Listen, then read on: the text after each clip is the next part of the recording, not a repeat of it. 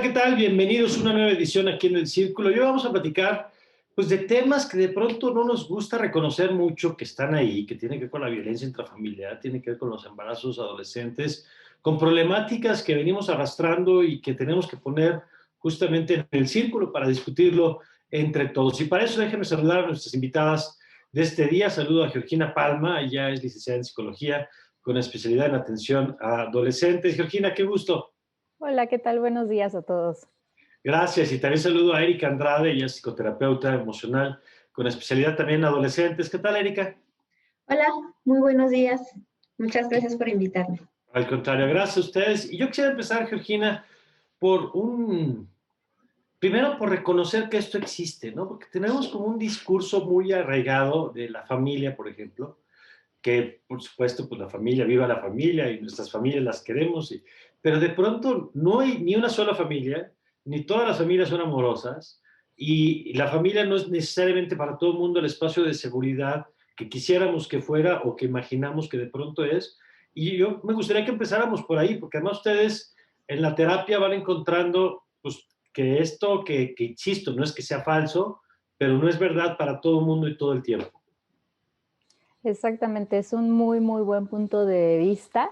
La familia ha sido algo que se ha ido transformando a lo largo del tiempo, ¿no? Nosotros encontrábamos más una familia antes como burguesa, ¿no? Muy tradicional, y ahora nos damos cuenta que inclusive la familia pueden ser personas que no tienen relación consanguínea con nosotros, Así es. ¿no? Y que ahora también estamos experimentando en este estado de aislamiento, justamente quizás una transformación, ¿no? A nivel radical de lo que significa, para nosotros la familia. Y también creo que mucha gente ha aprendido en este tiempo a poner límites, inclusive con su familia, a no aceptar absolutamente todo solamente porque es familia.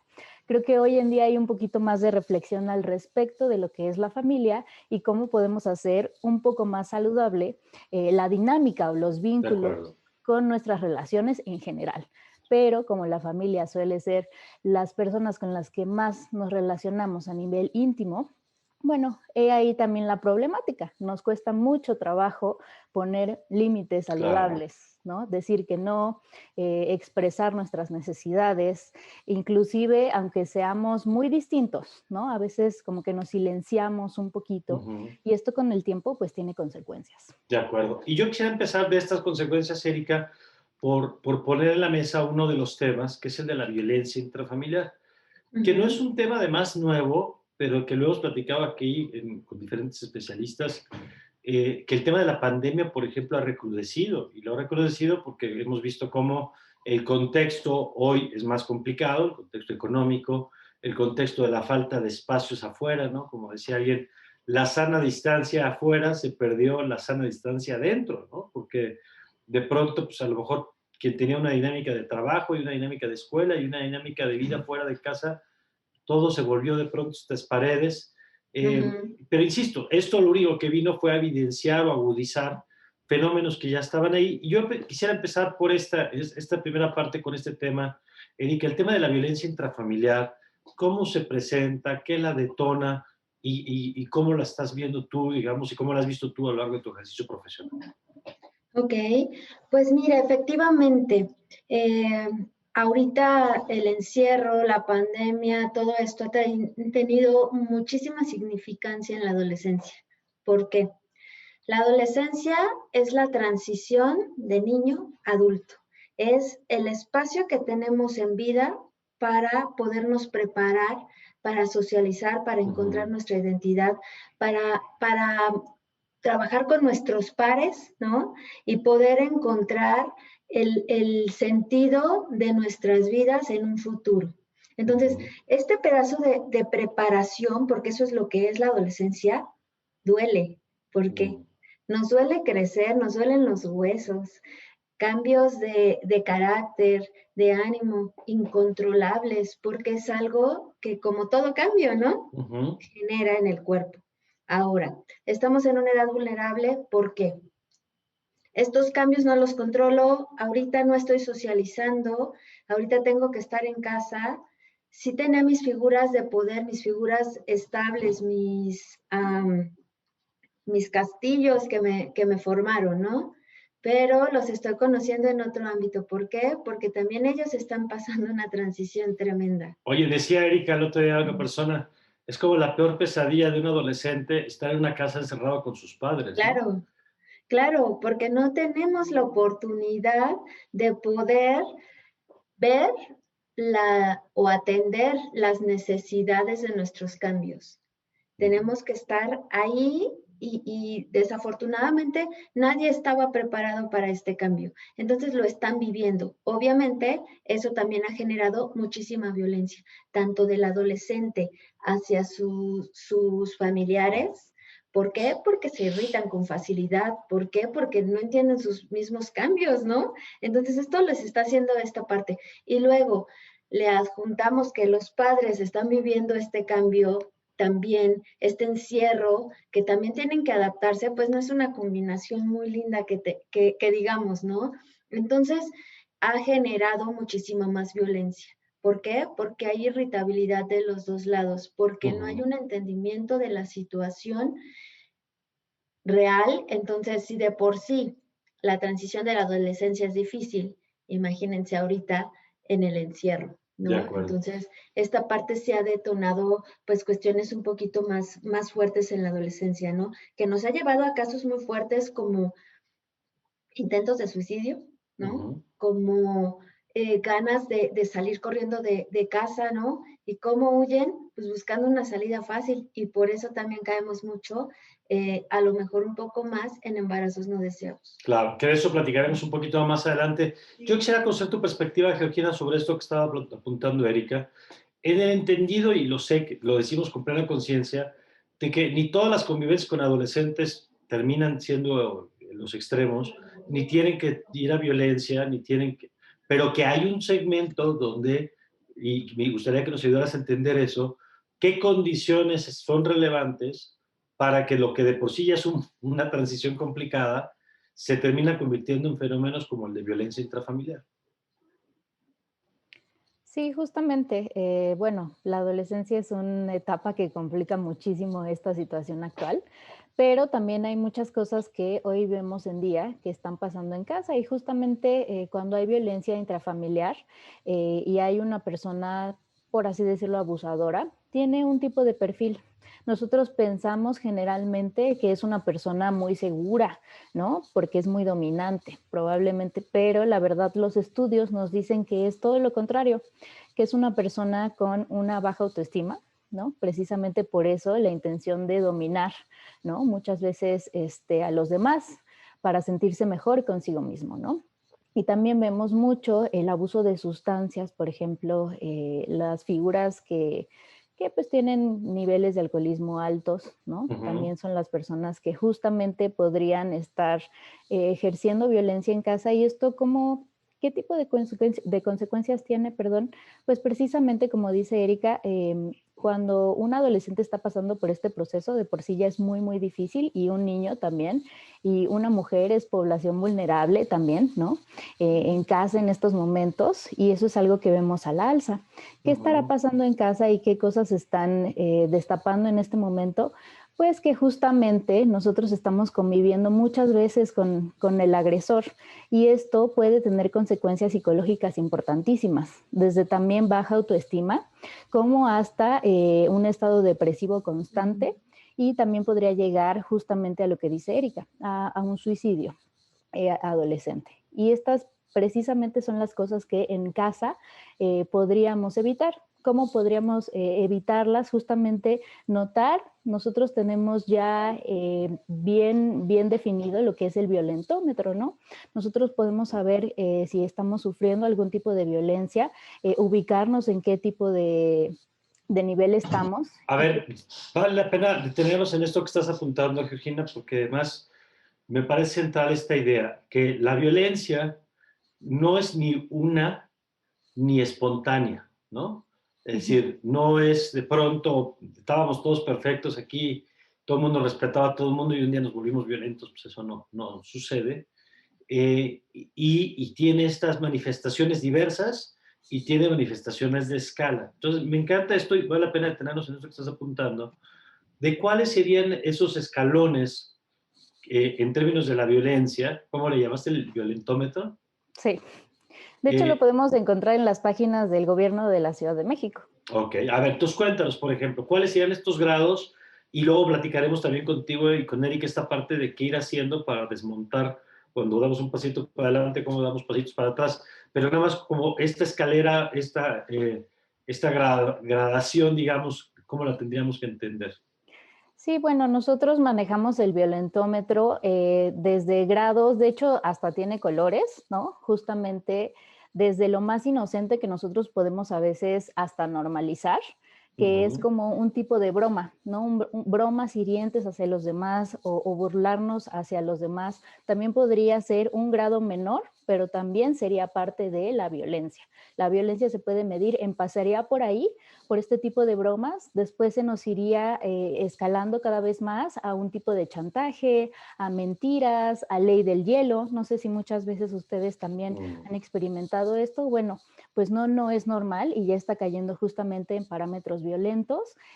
Por ejemplo, los celos, que muchas veces los aplaudimos o los normalizamos, también son parte de un tipo de violencia y eso sigue escalando. Todo esto va escalando, justamente ridiculizar, ofender a una persona, humillarle en público, empieza a ser un poquito más elevado el nivel de violencia. Cuando nosotros ya podemos controlar o intentar controlar o prohibirle amistades a alguien, a nuestra pareja, etcétera, esto ya sigue subiendo aún más, digamos que un punto medio mucho más preocupante, y de ahí ya se podría ir a lo físico. ¿Qué quiero decir con esto? Muchas veces no físico con la persona, sino inclusive destruir sus cosas, un tipo de caricia agresiva, golpear jugando, ¿no? Como darle un puñetazo a alguien, como, no, jaja, estoy jugando. No, efectivamente esto se mide en un nivel alto de violencia. Después vendrían ya los empujones, los jalones, algo mucho más físico, inclusive encerrar a alguien en algún lugar, eso ya justamente va pasando de lo que nosotros esperamos. De hecho, ese es un punto muy, muy clave, porque de ahí pasa justamente a las amenazas de muerte, a forzar relaciones sexuales, a abusar sexualmente, a mutilar, ¿no? Y finalmente, pues, asesinar. Entonces, como vemos, esto es, si no empezamos a detectarlo, creo que es muy, muy importante también ver si algo así nos está pasando en casa y justamente aquí les podemos decir cómo le podemos hacer. De acuerdo. A ver, y vamos a eso.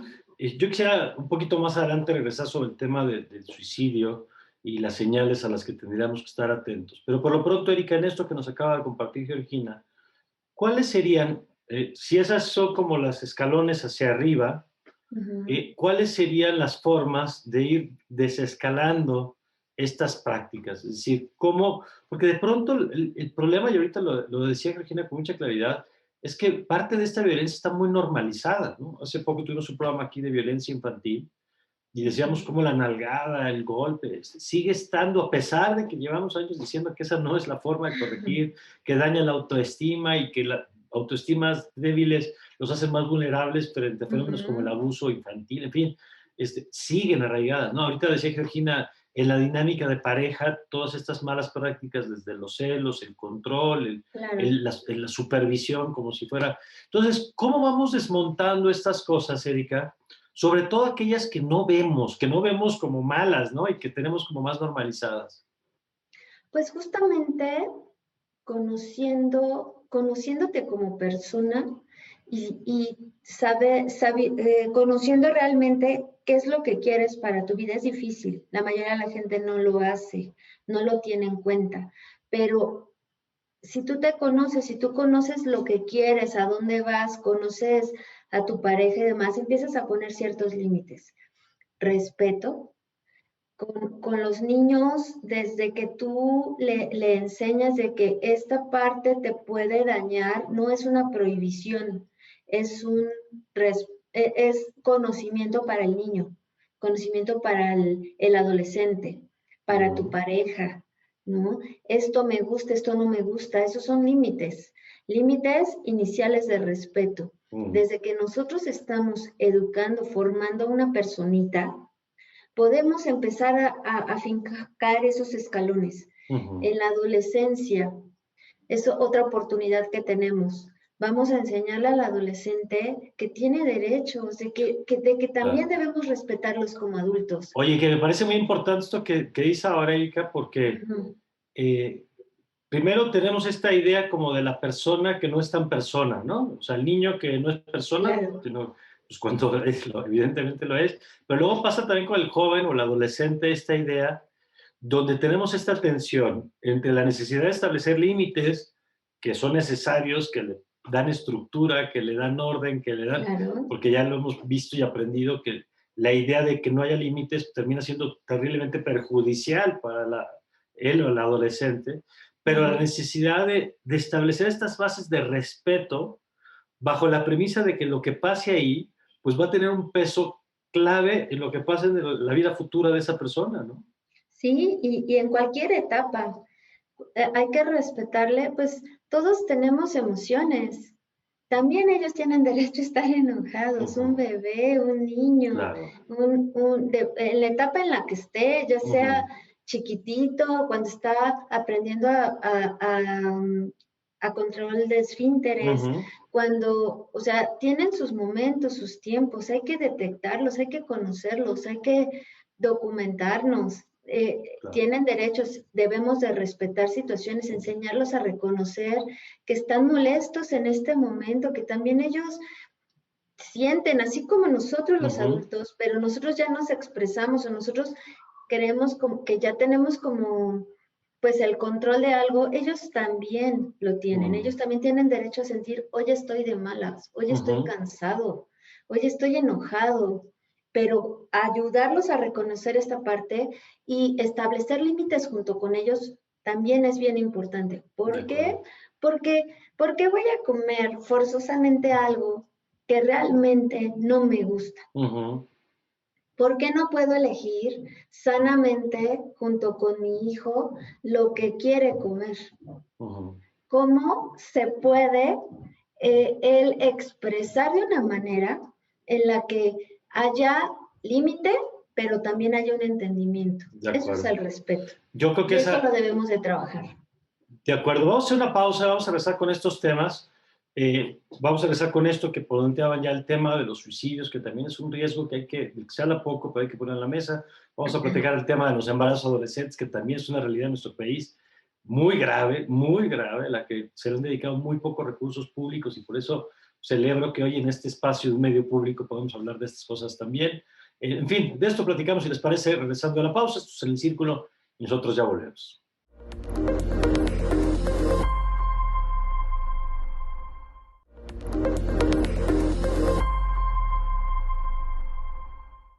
Ya estamos de regreso y ahorita lo platicamos en el corte, Georgina, y decías un poco el contexto, cómo juegan estos temas en estas formas de la violencia.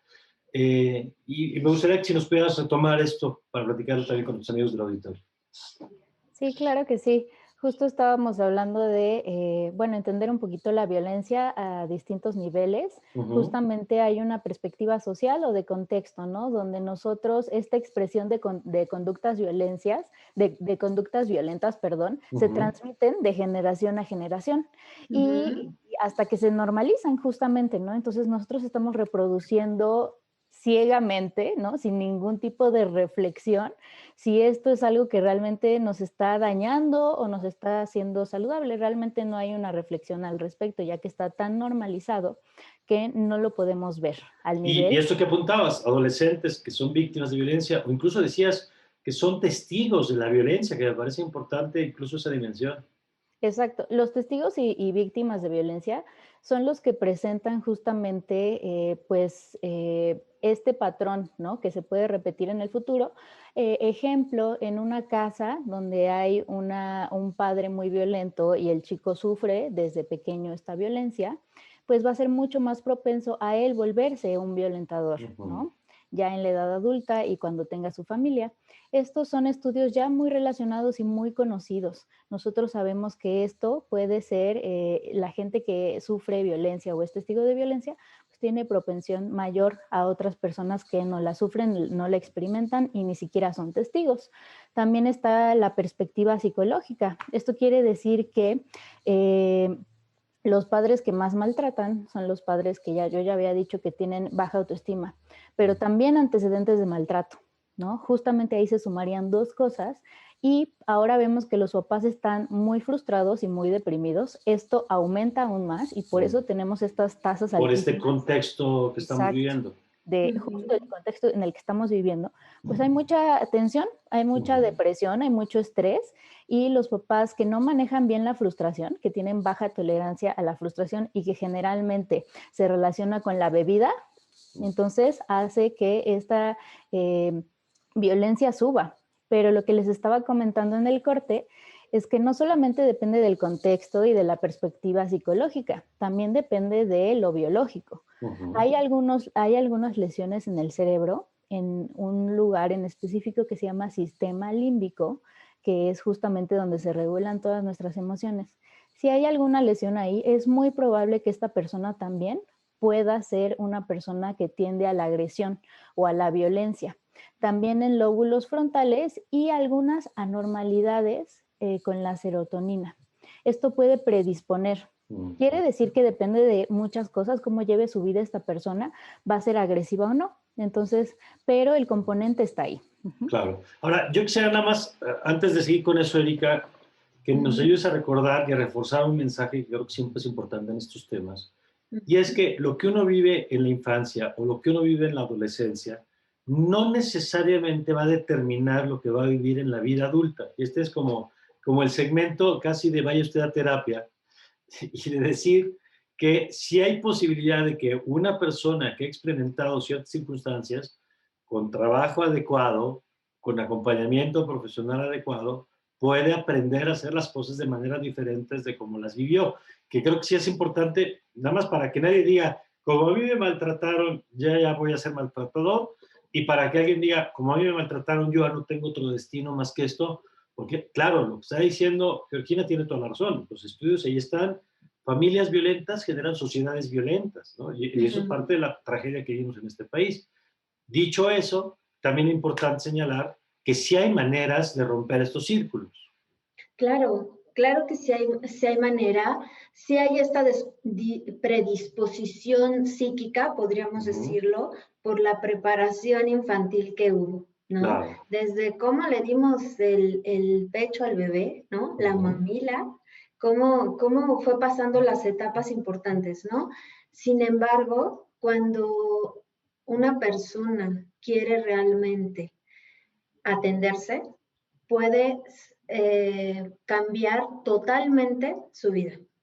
Hay predisposiciones ya biológicas que hay que atenderse psiquiátricamente, que pueden tener cierta estimulación hasta cerebral, que pueden tener una medicación, porque también hay que detectar si no haya algún tipo de enfermedad, ¿no? Que sea incontrolable y que la persona pues tienda a ser así.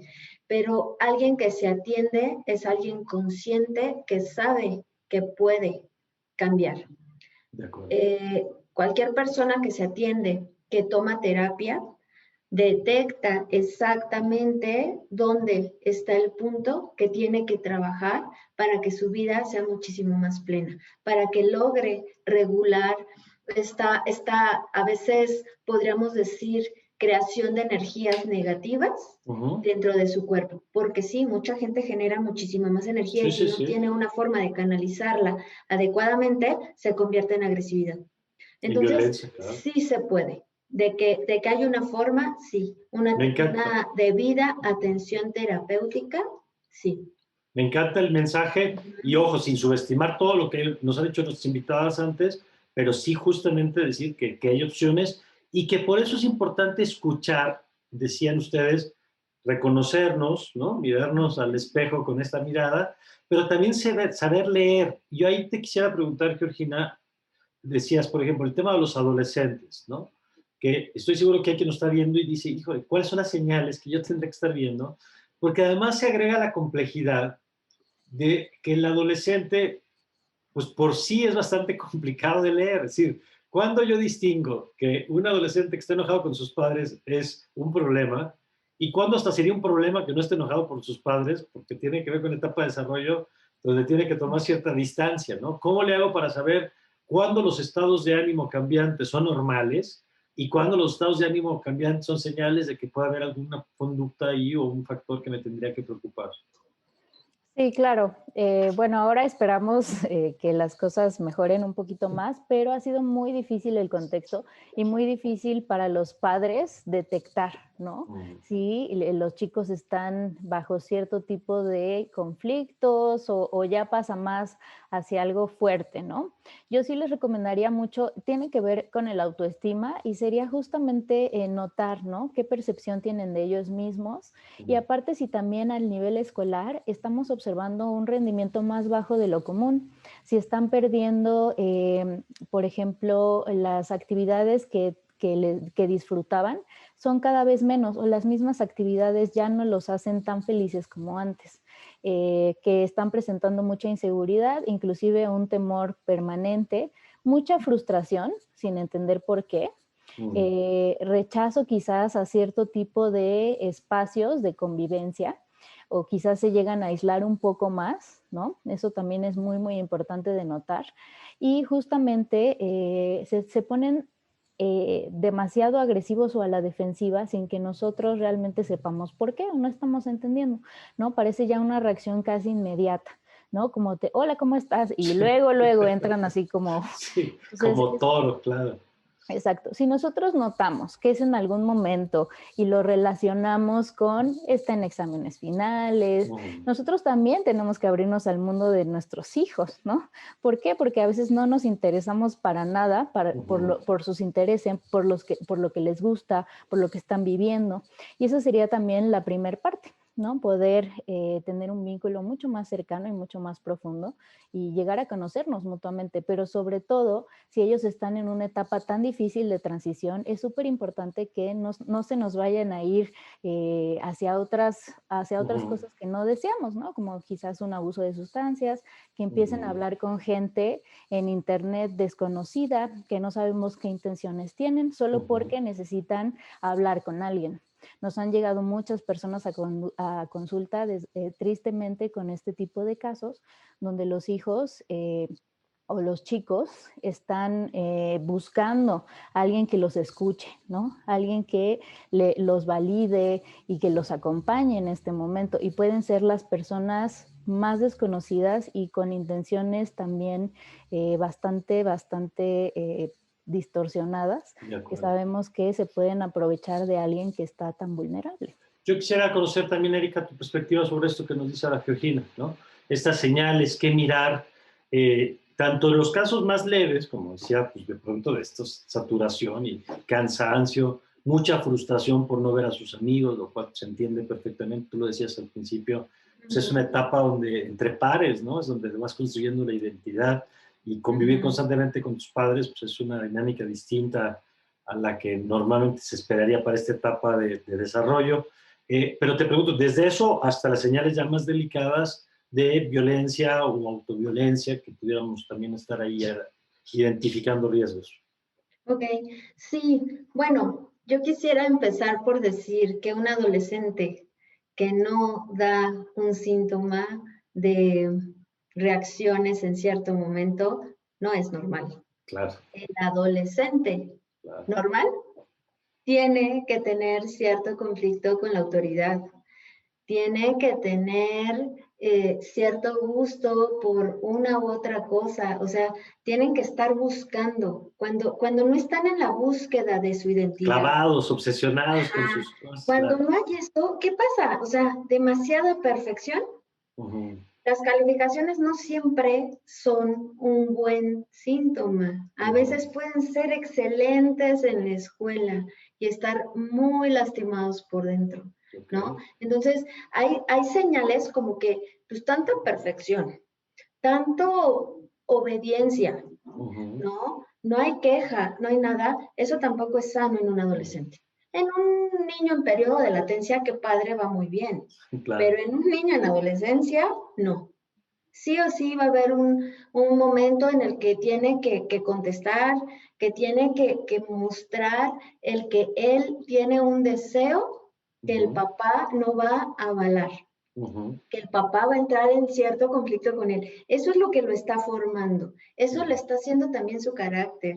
Entonces, también un niño tan tranquilo también no está De bien. acuerdo. Okay. Ese es un muy buen síntoma. Sí, sí, ¿no? sí. Que es importante decirlo porque a lo mejor hay que, no, pues si es el paraíso. No, no, no, no, no. En ese, por eso es importante la distinción que haces de las etapas de desarrollo, claro. Claro, entonces sí, sí en la adolescencia tenemos que pelear, tenemos que enojarnos, tenemos que luchar por decir que yo quiero algo. Ese es un adolescente que va librando su etapa adecuadamente, ¿no? Ahora, déjame irme al otro extremo, ¿no? Ajá. Porque ahorita decías, uno es donde no hay señal de conflicto y decías mala señal. La otra es qué pasa cuando se va más allá de ese conflicto o ese nivel de enojo y empezamos a ver prácticas como estas de las autolesiones, Claro. que ya estamos ahí sí en algo que pues, no es lo que pensaríamos que es la ruta para canalizar esas emociones que traen, ¿no? Claro, como mencionaba hace rato Georgina, ¿no? Estamos yéndonos al extremo, ¿no? A lo mejor demasiado control, no lo conozco, está frustrado y lo estoy frustrando todavía más porque soy intransigente, porque no lo conozco, no me quiero dar a la apertura de meterme en su mundo. Descalifico sus gustos. Descalifico la música que le gusta, descalifico su ropa, no le permito a lo mejor, no sé, que ahorita quiero traer cabello verde, ¿no? Y entonces voy poniendo trabas y no lo dejo experimentar sanamente las necesidades de su entorno, del medio donde se está desenvolviendo y donde quiere encajar. Y es algo transitorio, tampoco sé que todo el mundo va a andar de cabello verde todo el tiempo, pero lo experimentó y ya se dio cuenta que no le gustó, claro. ¿no? Pero permití, entonces, cuando yo estoy negando y no permito que extienda, que experimente sus necesidades, estoy haciendo que se frustre, estoy haciendo que crezca ir adentro, que haya como molestia y entonces, ¿cómo la canalizo? Pues empiezo con esta moda que estuvo muy frecuente y que es algo peligroso, el estar con el cutting, ¿no? El cortarme, lastimarme, el autolesionarme. El estar todo el tiempo buscando a lo mejor algo que llene lo que no me dejan encontrar fuera. Entonces empiezo a buscar algún tipo de sustancia que me tranquilice, ¿no? Y entonces, pues que el amigo ya trae algún tipo de calmante extra, ¿no? Y entonces empiezo a utilizar este tipo de sustancias que me van a dañar. Y entonces, como encuentro la calma, porque el cortarte te trae cierta calma, te genera una tranquilidad después de que estabas así enojado, tenso, ansioso, porque no te dejaron ser. Entonces, también ahí hay esos extremos, ¿no? Que muchas veces nosotros en casa podemos estar creando esa necesidad extra de cosas que no deberían de ser. Y ahí, si Georgina, de acuerdo, y ahí, Georgina, en ese sentido, ¿esas señales cuáles serían? O sea, ¿cuáles? Digo, las más evidentes estas que nos están contando, pero ¿cómo decirle a los padres, madres, qué mirar cuando ya estamos en esa parte del espectro, digamos?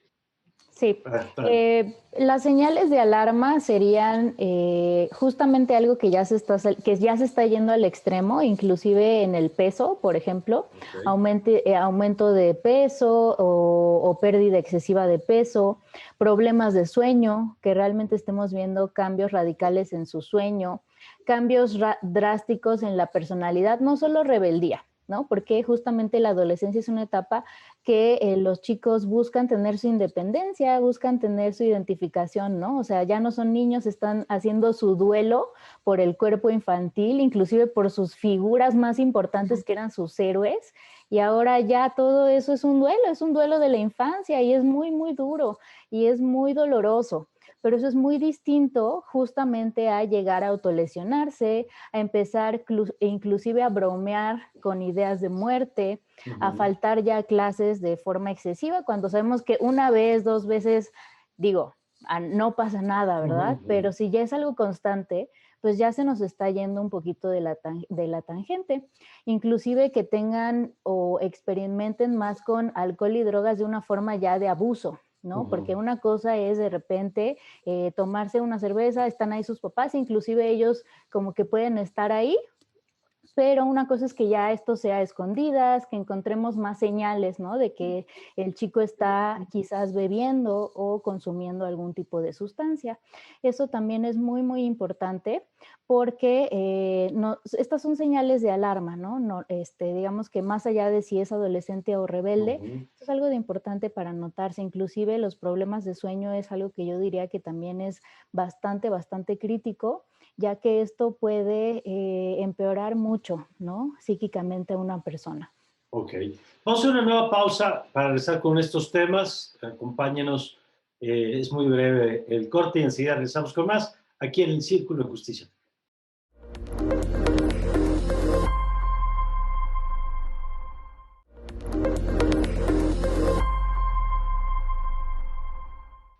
Ya estamos de vuelta y Erika, a ver, hemos platicado de adolescentes, de desarrollo, de sus conflictos, de la necesidad de escucharlos, de la necesidad de romper patrones de violencia. Pero yo quisiera que en esta parte, en esta tercera parte del programa, hablemos del problema del embarazo adolescente, que salvo alguna campaña que recuerdo de CONAPO, ya hace, no sé, me acuerdo si el sexenio pasado, creo que fue, la verdad es que es un tema del que hablamos poco y que en México tenemos un problema muy serio, Erika. Sí, sí hay un problema muy serio en esta parte de los embarazos, no en niñas y adolescentes, porque sí tenemos un gran número de embarazos con muchísimo riesgo de niñas de 10 a 14 años. Estamos hablando de una niña de 10 años, ¿no? Entonces, ¿qué es lo que pasa? También va muy amarrado de la violencia intrafamiliar, de la falta de respeto, de la falta de valores, de hacinamientos, ¿no? En esta parte. Y también en una fuga, en el querer salir de casa, en el querer escapar, en esta parte, ¿no? Entonces, valoran más a lo mejor momentáneamente la parte de fuera. ¿Cuántas veces no hemos escuchado, visto ejemplos de niñas que salieron de casa donde querían escapar de la violencia, pero por lo mismo de todo lo que comentaba Georgina en un principio, hace un rato, están acostumbradas a la violencia, están acostumbradas a que las traten mal. Entonces van y buscan también fuera, y entonces embarazos, inseguridad y más violencia, ¿no? Entonces, esta es una parte súper importante estadísticamente a nivel nacional, ¿no? A lo mejor podríamos decir que en las ciudades se da un poco menos, pero hay un gran número en ciertas poblaciones como Chiapas, Guerrero, Tamaulipas, lugares donde todavía hay muchísima normalidad. Está normalizada la parte del embarazo en niñas, ¿no? Sí, pues ya tiene 12 años, como que ya está en edad, ¿no? Ya que se case, ¿no? Ya están buscando esa parte. Todavía culturalmente no estamos preparados a nivel nacional al cuidado de nuestras niñas en este sentido, ¿no? Y ahí, sí, perdón, Erika, perdón. No, sí, está muy bien. No, y es que en eso, Georgina, resulta que cuando hablamos de estos temas hablamos de varios factores también, ¿no? Uno es la violencia, o sea, los casos de abuso, evidentemente, que tiene que ver con la fuerza, y luego está el tema de las adolescentes o los adolescentes que ahí en un hecho de voluntad, no digo de libertad, porque no es que tengan las condiciones ideales para tomar las decisiones correctas o las mejores decisiones, pero digamos como dos dinámicas diferentes, ¿no? Una, insisto, que tiene que ver con el abuso y la otra tiene que ver con a lo mejor esto que apuntaba Erika, de el deseo de salir de casa, de explorar, del desconocimiento, de la falta de educación sexual también que tenemos en el país, que me parece que también se termina reflejando en ese tema. Sí, justamente, digo, es muy triste la cifra que estamos viendo hoy en día al respecto de los embarazos infantiles y de adolescentes. Nuestro país, no sé si sabían, pero tiene justamente el número 1 de embarazos en el mundo a nivel mundial. Esto es algo realmente muy tremendo, como decía Erika. Sí, sí, sí. Y esto justamente tiene tantas repercusiones. Son niños criando niños. Es una maternidad forzada, ¿no? Que aunque lo hagan muchas veces, ya sea por reiterada violencia en casa, abuso, inclusive de familiares, como estamos viendo también, que ahora más que nunca hay más denuncias y se habla más al respecto.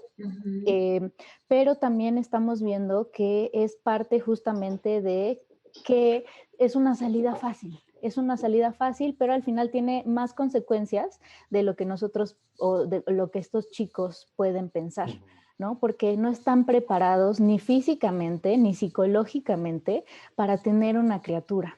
Y justamente lo que hace es que hay un retroceso, ¿no? En la parte de desarrollo, porque todavía no terminan ni siquiera de formarse físicamente estas niñas que están teniendo a luz.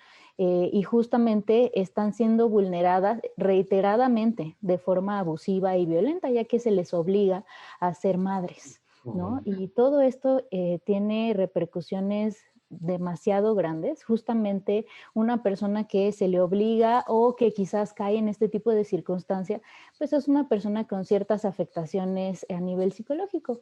Puede estar expuesto o expuesta también a mucha violencia. Claramente puede que tampoco se hable acerca de cómo cuidarnos, ¿no? A nivel sexual. Puede ser por tabús, puede ser por el contexto religioso que a veces se tienen, o esta parte donde esas cosas no se hablan. Todavía hay mucho tabú acerca de hablar de la sexualidad, y los papás, que son los facilitadores de toda esta información, no lo hacen, no cumplen, digamos, que con esta parte para informar adecuadamente a los chicos desde que son pequeños, porque justo su contexto puede ser, digamos, que estamos propensos, ¿no? A que esto pase, pero si nosotros tenemos por ejemplo, en casa, mejor información y hablamos al respecto. Y cuando a mí me pasa, puedo hablar con mis papás, ¿no? Sin miedo a que me corran, sin miedo a que me obligan a casarme, sin miedo a... Entonces es algo muy, muy distinto, ¿no? Una persona puede realmente tener mejores opciones en este caso cuando suceden estas situaciones. Pero también la gente muy joven, se sabe por las estadísticas que manejamos en el país, que no se utilizan los métodos anticonceptivos como algo todavía común, ¿no? Justamente lo vemos más en comunidades pequeñas, alejados quizás de la ciudad, donde esto todavía sigue siendo pues un poquito más tradicional. De acuerdo. Y a ver, Erika, yo quisiera, bajo esta premisa que ustedes ya han explicado, de que son múltiples factores, ¿no? Que va, tú decías, desde el factor cultural y la normalización de ciertas cosas, hasta la falta de educación sexual, como contaba ahora Georgina, pero desde el punto de vista psicológico, desde el punto de vista de cómo desarrollar adolescentes, hombres y mujeres, con mejor capacidad para tomar decisiones, ¿no? Porque al final de cuentas de eso se trata también, es decir, lo mismo que con las sustancias que ustedes han planteado. Claro, el sueño como padres es que no tuvieran la posibilidad. La realidad es que lo van a tener, porque van a tener acceso, porque no, eso es muy difícil de controlar, digamos, ¿no? Lo que es más importante es que cuando pueda elegir, tome las mejores decisiones en diferentes cosas, como el tema de las sustancias o el tema de la sexualidad. Pues, ¿qué tendríamos que acompañar en ese sentido y qué tendríamos que cuidar en ese sentido, Erika? Pues ser padres informados, padres que realmente puedan llegar a tener una comunicación real con los niños, desde los niños, ¿no? De no marcarlo como que es malo, de tener una comunicación con ellos, de sí puedo platicar contigo estos temas. Muchos papás no pueden platicar, no pueden decir ciertas palabras con el niño, porque ¿cómo voy a decirle esto, no? Porque además, lo mismo que tú decías hace rato, porque como conmigo no lo hicieron, yo Claro. no sé hacer. Entonces, entre más nos informamos, conocemos nuestra persona, conocemos a nuestros hijos, podemos ayudarlos más y podemos realmente entenderlos. entender el momento en que está viviendo, alguna inquietud. Muchas veces un niño trae una inquietud y el papá lo hace muchísimo más grande que la inquietud que tiene el niño. Y el papá lo ve en un contexto como que dices, no era lo que el niño estaba preguntando, ¿no? Entonces es entender, escuchar, atender y comunicar. Esa es la parte que nos ayudaría mucho, que los jóvenes puedan confiar realmente en decir, bueno, mamá, tengo este dolor. Muchas veces les da hasta pena comunicar, y de verdad lo ha vivido, comunicar que les llegó su periodo menstrual. ¿Por qué? Porque es que ¿cómo voy a decir que me pasó esto? Es que a lo mejor hice algo mal y como solo tengo 11 años, como que ¿por qué está en mí? Claro. ¿No? Como Entonces, nadie me explicó que esto me podía pasar. esto podía pasar porque no llegué a la comunicación. En la escuela me mencionaron que iba a llegar en algún momento, pero en mi casa no me da pena decirle a mi mamá, ¿no? Ya no digas a tu papá. No, Otra bueno, vez, por temas de tabús, por temas claro, no. de falta de educación, y ahí empezando por los padres, por supuesto. Justamente, es comunicación, es escucharlos, es entender, es ir diciendo en ciertos momentos, y no tiene que ser hasta que llegue el momento en que llegó el periodo, por ejemplo, como le dije, como le dije hace un rato, sino es entender que desde chiquitos se les va formando, se les va diciendo, vas a tener estos cambios, te pasó esto, bueno, no tener por qué esconderlo, negarlo, enseñarlos a mentir por conveniencia, ¿no? Esconder el que están teniendo esta vivencia al contrario, ¿no? Es, a ver, ven, te explico qué te está pasando.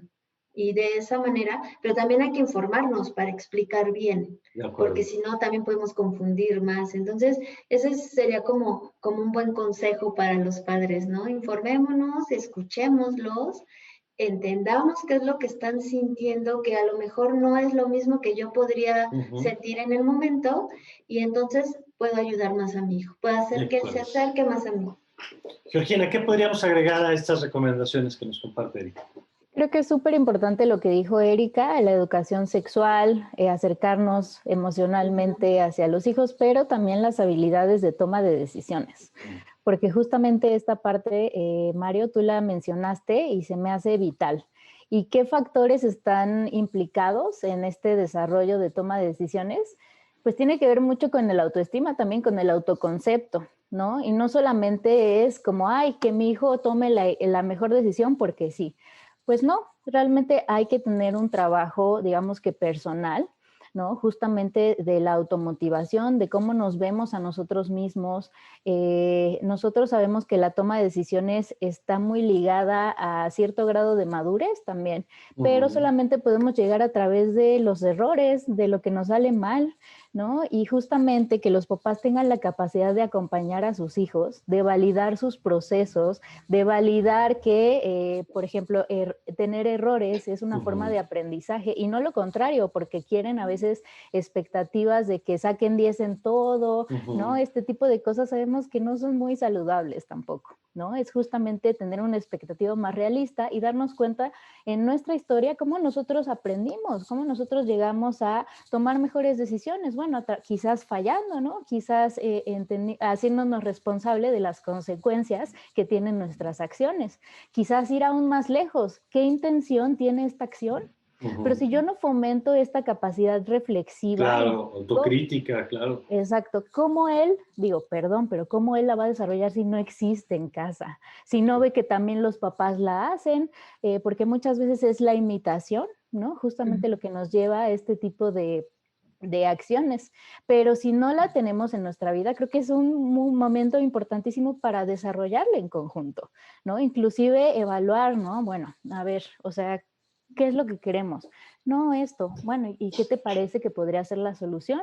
Esto también de imaginar, nosotros pensamos que no tiene nada que ver, pero justamente uno de los elementos que podemos utilizar es la imaginación. Claro. Imagínate que un personaje que no eres tú esté en el mismo conflicto que tú, ¿no? ¿Y cómo le hace para resolverlo? ¿No? Entonces, Podemos hacerlo de muchas formas, solamente que no tenemos a veces las herramientas, por eso es súper importante poder ir con un especialista que nos pueda ayudar si es que no estamos, si es que no tenemos ni siquiera la noción, ¿no? Es súper importante que en este momento de nuestras vidas, pues podamos adquirir todas estas herramientas que van a mejorar de una forma nuestra vida y la va a hacer mucho más amable con nosotros mismos y con los que nos rodean. De acuerdo. Y yo quisiera ya casi para cerrar, Erika, retomar un concepto que han mencionado, que es este de la autoestima. Es decir, decía ahorita Georgina, darles herramientas para tomar mejores decisiones, que si se equivocan, no haya ¿no? Que si salió mal una calificación, no, sino aprender de lo que se hace bien, de lo que se hace mal, de los errores, pero la importancia de que una autoestima fuerte ayuda con el tema de la adolescencia y todas las tensiones que hay alrededor. El tema de la sexualidad, una autoestima fuerte ayuda a establecer relaciones más sanas, ¿no? Con las otras personas y no de estar buscando la validación permanente a riesgo de aceptar cosas que a lo mejor no aceptaría, pero con tal de que me acepten, pues lo termino validando, ¿no? Yo creo que es una de las lecciones importantes que nos han dado a lo largo de este programa. Ok, pues sí, mira que el autoconocimiento, como bien mencionó Geo en algún momento, es muy importante. Conocer a tu hijo, que realmente un profesional te diga cuál es el funcionamiento de tu hijo, cómo aprende. No todos los niños aprenden igual. No todas las personas percibimos las emociones de la misma manera. Vamos teniendo nuestros recursos emocionales, se van formando en el trayecto de esto. Conoces a tu hijo y puedes ayudarlo a muchísimo más. ¿Por qué? Porque va a estudiar de la manera adecuada y va a obtener no solo dieces, va a obtener realmente aprendizaje, seguridad, autocontrol, va a poder estructurar su vida de una manera distinta. ¿Cómo? Conociéndose. Y tú conociendo a tu hijo. ¿Cómo puedes conocerte? Con la ayuda de un profesional. Puedes conocer muchísimo más a tus hijos. A veces les hacemos caminar por el camino lleno de piedritas. A veces hasta con cristalitos que los lastiman más. Cuando les ayudamos de esta manera, con un profesional que realmente lo va a explorar y va a detectar las necesidades en diferentes aspectos de un niño o un joven, puedes ayudarlo por el lugar de a tomar decisiones reales. Eso es lo que podría De acuerdo. Pues nos queda un minutito. Yo quisiera, Georgina, si nos pudiera regalar una idea final que quisieras dejar en la mente de que nos han acompañado a lo largo de este programa. Claro que sí, yo creo que sobre todo les invitaría a aprender a transformar los pensamientos o las creencias que han sido llevadas de generación a generación y que no necesariamente hoy pues nos ayudan, nos benefician. Creo que ese ejercicio ya sería mucho para empezar, para poder identificar y realmente transformar a un nivel más profundo. Si a mí me enseñaron a no llorar, a muchas cosas que nos damos cuenta hoy que no son tan saludables y que veamos el ejemplo de nuestras generaciones pasadas. Sí. ¿Cómo acabó esta persona llevando este tipo de vida? ¿Yo quiero repetir lo mismo? No. ¿Yo quiero lo mismo para mis hijos? No. Entonces, abrirme también a la idea de aprender, ¿no? De reconstruirme, de poder justamente conocerme mejor y conocer hacia dónde quiero que mi vida y la de los demás vaya. Pues es muy buena invitación esta con la que cerramos. Georgina, gracias. Gracias. Muy bonito día y fue un placer estar aquí. Gracias, Georgina. Erika, muchas gracias. Gracias, hasta luego. Muy interesante y muchísimas gracias por la invitación. Gracias, muchas gracias a los dos y gracias a usted por habernos acompañado. Ya lo sabe, comparte este programa que seguramente hay gente a la que le va a ayudar mucho tener la perspectiva de nuestras invitadas del día de hoy. Yo soy Mario Campos y les deseo como siempre que tengan ustedes un magnífico, pero magnífico día.